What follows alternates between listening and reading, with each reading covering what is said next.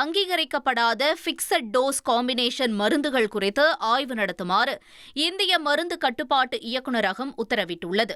பொதுவான பெயரில் விற்பனை செய்யப்படும் சுமார் 90 வகையான FDC மருந்துகள் குறித்து மாநில மற்றும் யூனியன் பிரதேச மருந்து கட்டுப்பாட்டு அதிகாரிகள் ஆய்வு செய்யுமாறு அறிவுறுத்தப்பட்டுள்ளது. இந்த மருந்துகளின் பட்டியலில் மல்டிவிட்டமின், ஃபோலிக் அமிலம், பாராசிட்டமல், குளோட்ரிமாசோல் மற்றும் பெட்டாமெத்தாசோன் களிம்பு, டிக்ளோஃபெனாக் பொட்டாசியம் உள்ளிட்ட மருந்துகள் இடம்பெற்றுள்ளன.